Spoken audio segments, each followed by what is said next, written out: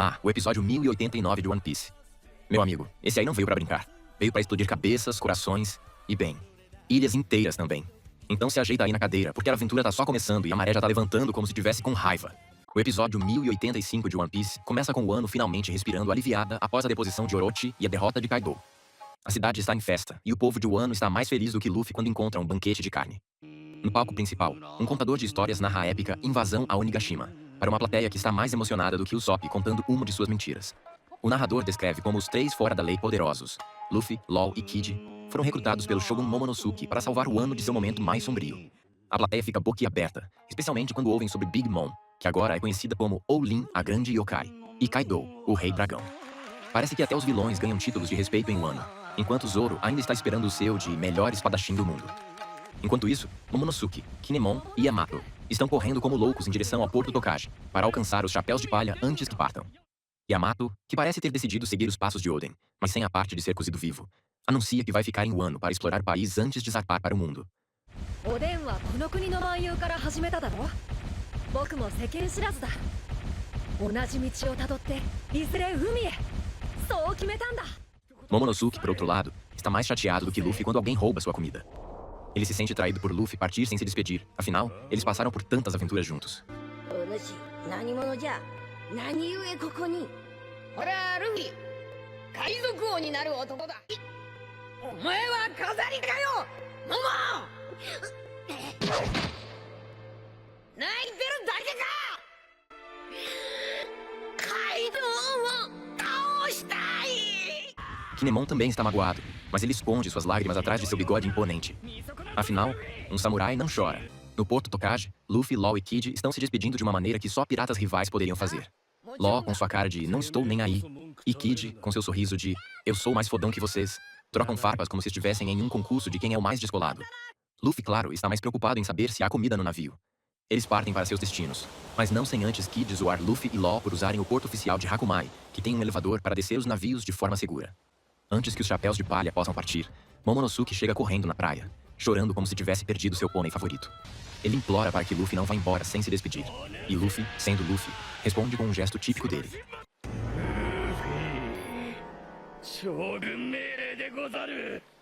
Nandaよ。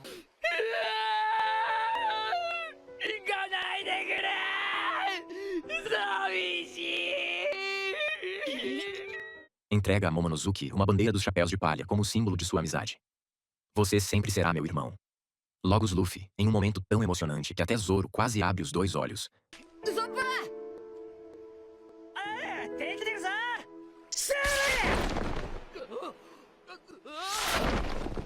Luffy ainda promete que, se Momonosuke, Kinemon e Yamato decidirem se tornar piratas, ele voltará para buscá-los. Momonosuke fica tão feliz que quase esquece que ele é o Shogun e não pode sair por aí virando pirata. Ainda.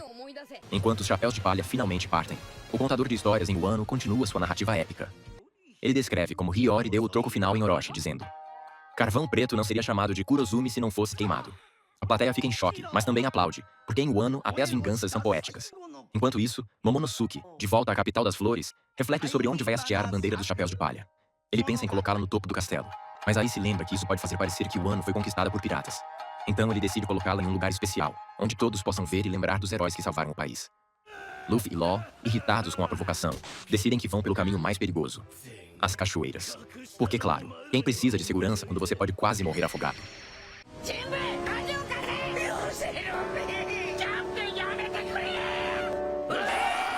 O episódio termina com os chapéus de palha navegando em direção a novos horizontes, enquanto Momonosuke olha para o horizonte, segurando a bandeira de Luffy. Ele sabe que um dia eles se encontrarão novamente, mas por enquanto, ele tem um país para governar e um bigode para cuidar. Não, pera, esse é o Kinemon. O episódio 1086 de One Piece começa com Luffy sendo jogado numa jaula depois de, mais uma vez, colocar a tripulação inteira em risco, porque decidiu que pular de uma cachoeira era uma ótima ideia. Se fosse um esporte olímpico, ele já teria medalha de ouro em decisões questionáveis. Nami, furiosa como sempre quando o capitão faz merda, desce o sarrafo nele de um jeito que até Jinbe, um ex-Chichibukai, sente a pressão e começa a acreditar que a navegadora está usando o hack do rei. Se algum dia Nami despertar o hack, o mundo vai conhecer um novo tipo de terror. Enquanto isso, um Newskull aparece com as novas recompensas da tripulação após os eventos de Wano. Robin pega os cartazes e a comoção começa.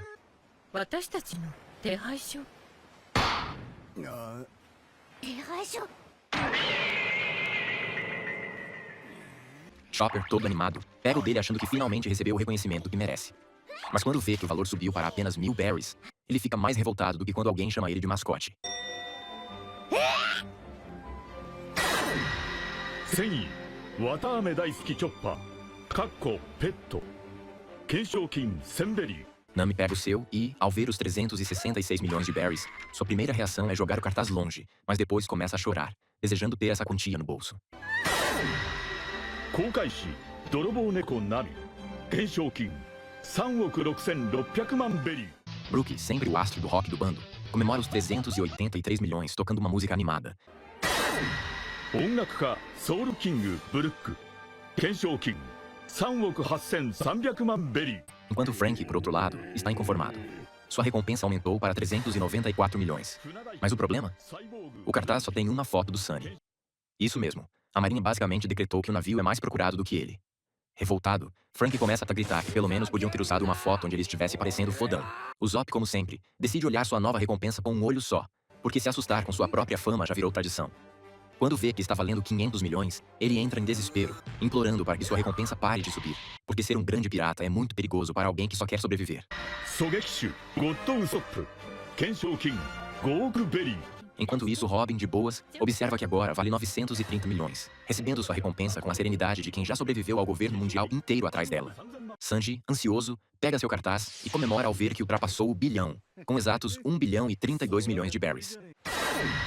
コック黒足のサンジ懸賞金10億3200万ベリー Mas a comemoração dura pouco quando ele percebe que Jinbe, o novo recruta, tem uma recompensa maior, 1 bilhão e 100 milhões. ソーダシュ海峡のジンベエ懸賞金11億ベリー Como se isso não fosse o bastante, Zoro solta um riso de canto de boca ao ver que a recompensa dele é de 1 bilhão e 111 milhões. 剣豪海賊狩りのゾロ懸賞金11億1100万ベリー Garantindo que Sanji continue sendo o número 4 do bando. Sanji entra em combustão instantânea de raiva. 誰が400取る No meio de tudo isso, Luffy continua preso na jaula, só observando tudo e rindo, porque no final, ele é quem tem a maior recompensa, 3 bilhões de berries. 大船長4校麦わらのルフィ懸賞金30億ベリー Enquanto o caos se desenrola no Sunny, em uma ilha distante, o palhaço Buggy está em apuros. O coitado está sendo espancado por ninguém menos que Crocodile e Mihawk, que não estão nem um pouco felizes com o fato de que o mundo inteiro acha que Buggy é o chefe da Cross Guild. Crocodile, furioso, explica que a organização era para ser comandada por ele e Mihawk, mas por alguma obra do destino, ou da zoeira cósmica, o mundo acredita que Buggy é o grande imperador do crime. Mihawk, com sua classe intimidadora, diz que deixar Buggy vivo pode ser um problema, e o palhaço começa a suar frio, implorando por sua vida como se estivesse prestes a ser jogado para os tubarões. Nesse momento, Mihawk relembra como tudo começou. Depois de ser atacado pela marinha, ele recebeu uma ligação de Crocodile sugerindo que eles se unissem, porque ambos não confiavam em mais ninguém. A ideia era criar a Cross Guild, uma organização tão poderosa que nem a marinha conseguiria ignorar. O problema? Quando o mundo descobriu sobre a organização, a única cara estampada como grande líder era a de Buggy. Buggy, por sua vez, lembra do momento em que tudo deu errado. Quando a marinha cercou sua ilha, ele já estava planejando uma fuga desesperada, até que, do nada, Crocodile apareceu destruindo tudo, cobrando uma dívida gigantesca que Buggy nunca teve a menor intenção de pagar. Sem dinheiro para resolver a situação, Buggy improvisou um plano mirabolante. Ofereceu sua organização de entregas para ajudar a Cross Guild de graça. Mihawk, sempre o estrategista, percebeu que era uma ótima ideia deixar o mundo pensar que Buggy era o líder. Assim, toda a atenção e o perigo cairiam sobre ele, enquanto Mihawk e Crocodile poderiam operar tranquilamente nos bastidores. De volta ao presente, Buggy apresenta a Cross Guild para seus seguidores com lágrimas nos olhos, porque ele sabe que sua vida agora está mais em risco do que nunca. Mihawk e Crocodile podem deixá-lo vivo por enquanto, mas no fundo, ele sabe que o dia da vingança deles pode chegar a qualquer momento.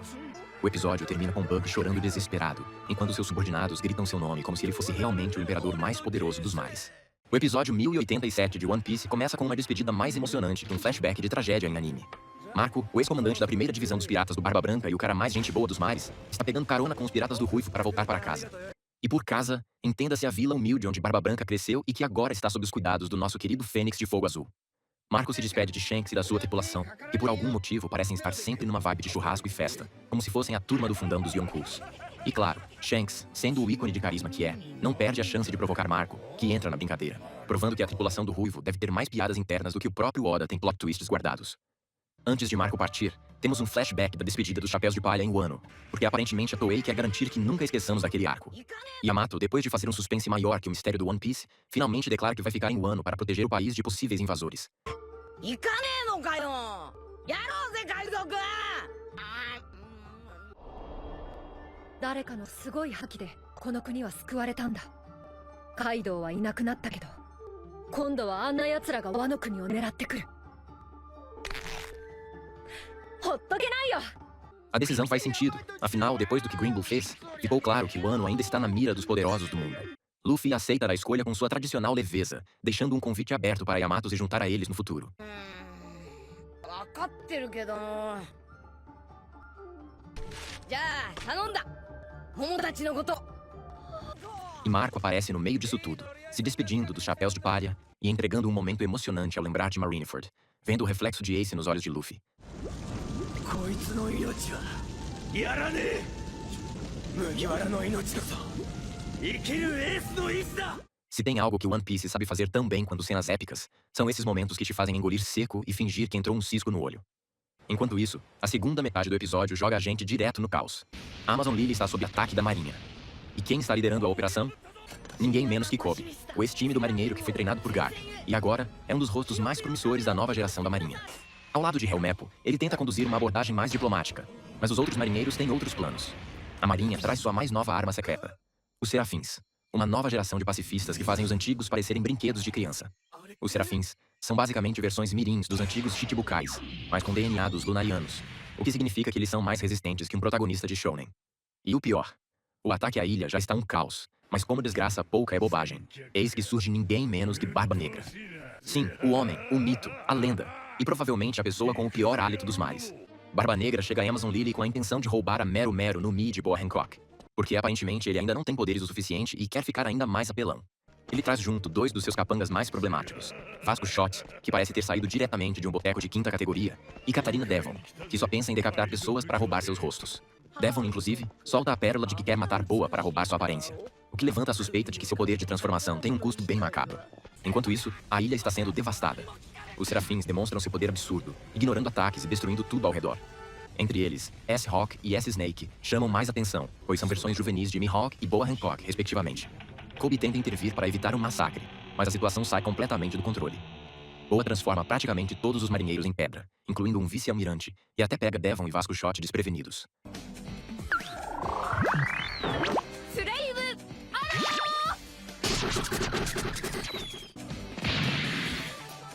ー。大変だ。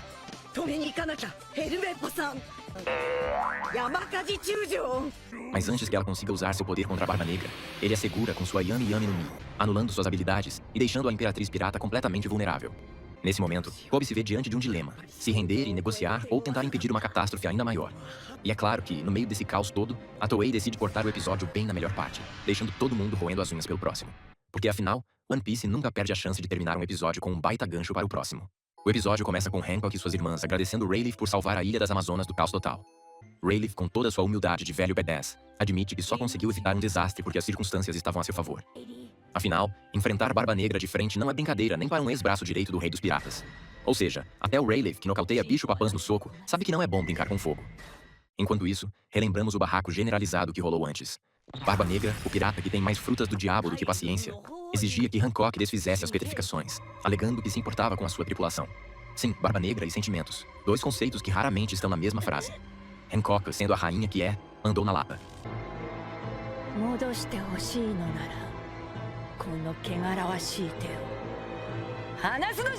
Kobe, nosso futuro herói que só se mete em enrascada, estava ali no meio do tiroteio moral tentando encontrar um jeito de resolver a situação sem acabar morto. E então, recebemos mais uma informação bombástica. Barba Negra e Kobe têm um histórico. Durante o incidente do Rockport, Kobe foi um dos responsáveis por ajudar Barba Negra a derrotar Wang Zi e assumir a Ilha dos Piratas. Ou seja, Kobe, sem querer, ajudou a fortalecer um dos maiores vilões da atualidade. Nada como um currículo cheio de arrependimentos, não é mesmo? Mas voltando ao presente, Barba Negra não é do tipo que gosta de joguinhos de negociação. Ele percebe que Hancock não vai ceder e decide resolver a questão do jeito tradicional, apagando ela da existência. E quando tudo parecia perdido, eis que surge Rayleigh.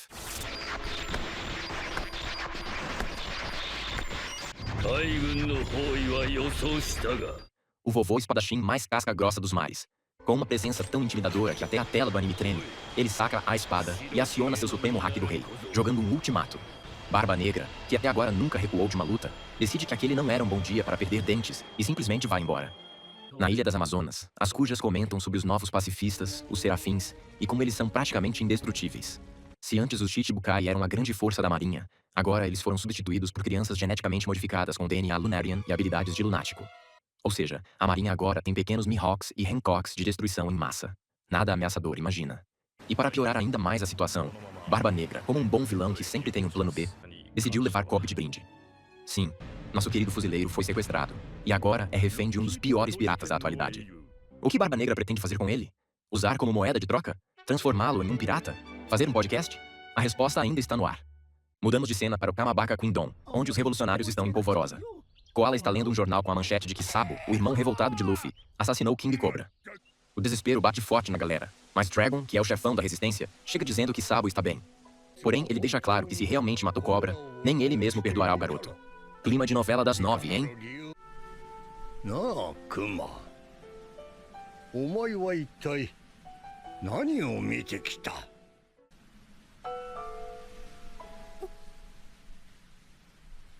E então, de repente, um plot twist. Sabo liga para os revolucionários. Isso mesmo, ele conseguiu um telefone para chamar sua equipe e agora vai explicar o que realmente aconteceu. Mas claro, a marinha está interceptando a chamada. A emoção sobe e a tensão aumenta. Enquanto isso, no Sunny, Luffy está arrasado ao ouvir sobre Sabo. Ele se recusa a acreditar que seu irmão fez algo tão extremo. Mas o que realmente preocupa a tripulação é outra notícia. Vivi está desaparecida. E como sempre, Luffy quer resolver tudo no soco e sugere ir até Marijoa salvar a princesa da areia. Zoro, o único que ainda tenta colocar um pingo de sensatez nas decisões do capitão, lembra que não adianta sair correndo sem um plano. Afinal, se eles não conseguiram invadir Impel Down, imagina o QG dos dragões celestiais. Mas o que era um diálogo rápido vira uma confusão. Luffy, Sanji, Nami e Chopper começam a xingar Zoro, porque claramente discordar do capitão significa estar errado. O resultado? Uma briga clássica entre Zoro e Sanji. Porque nada une mais um grupo de amigos do que socos e chutes gratuitos. Enquanto o caos rola solto no navio, Robin, sempre a voz da razão, tenta acalmar os ânimos e informa que tem mais notícias sobre pessoas que Luffy conhece. O capitão, porém, decide que Robin deve selecionar o que é realmente importante, pois já tem muita coisa para processar.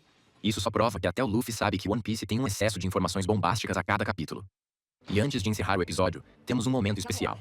Luffy, emocionado ao lembrar de Ace e Sabo, finalmente revela para a tripulação seu verdadeiro sonho. Mas, claro, não podemos ouvir. O anime deixa tudo em suspense, mostrando apenas as expressões surpresas da tripulação. Uns riem, outros acham impossível, e Zoro provavelmente só quer terminar a soneca dele. Mas o mais interessante é que esse sonho também foi compartilhado com Ace, Sabo e até mesmo Shanks, que chegou a derramar algumas lágrimas. シャンクスなんか涙流して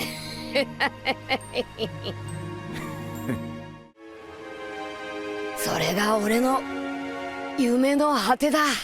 A história começa daquele jeitinho clássico. O Thousand Sunny cortando as ondas como uma fera dos mares, com os chapéus de palha navegando para o próximo destino. E como sempre, entre um vento gelado e outro, vem aquele momento reflexivo. Luffy, do jeitinho dele, tá pensando no seu sonho mais maluco.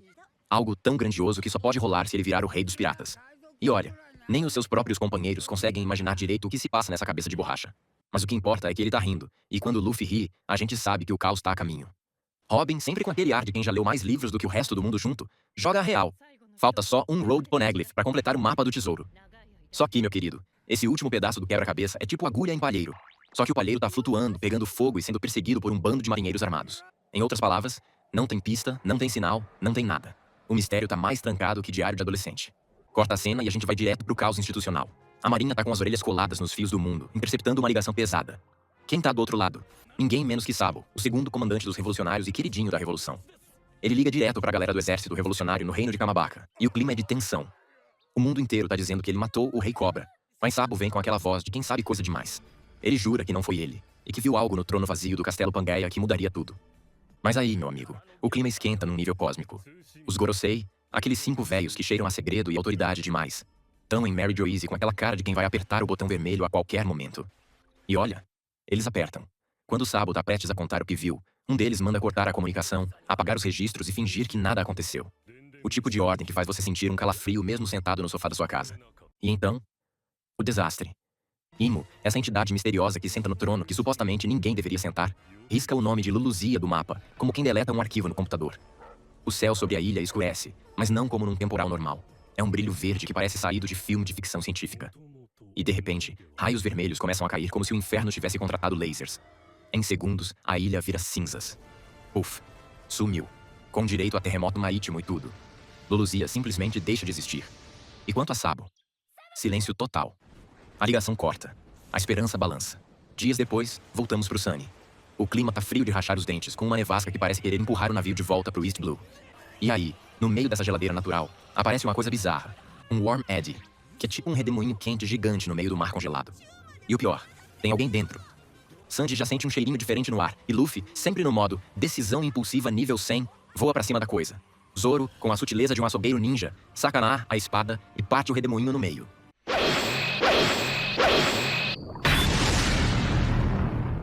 E o que sai de lá? Uma garotinha misteriosa, voando, junto com Chopper, que tinha saído da cabine para ver a bagunça e foi levado pelo vento como uma folha de outono. No maior estilo salva-vidas de borracha, Luffy segura os dois no ar, uma mão no mascote, outra na novata. Tudo isso planando no meio da tempestade.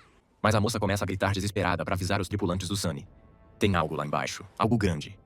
O Zop, com aqueles olhos de quem já viu coisa demais para uma vida só, percebe dois brilhos sinistros emergindo das profundezas. E a frase que passa pela mente dele é clara. Corre, meu chapa. Porque os olhos são de um tubarão gigante, e não é qualquer um. É um bicho que olha pro navio como se fosse sushi flutuante. O episódio fecha com o navio ameaçado de virar almoço de peixe pré-histórico, os nervos à flor da pele e mais perguntas do que respostas. Quem é a garota? O que Sabo viu? E, mais importante, que tipo de arma é essa que apaga ilhas com um clique? E assim, encerramos mais um episódio insano dessa saga épica. Se curtiu essa zoeira, não esquece de deixar o like, se inscrever no canal e compartilhar esse vídeo com a tripulação. Afinal, a zoeira em One Piece nunca tem fim. Até a próxima e bons ventos nos mares da zoeira.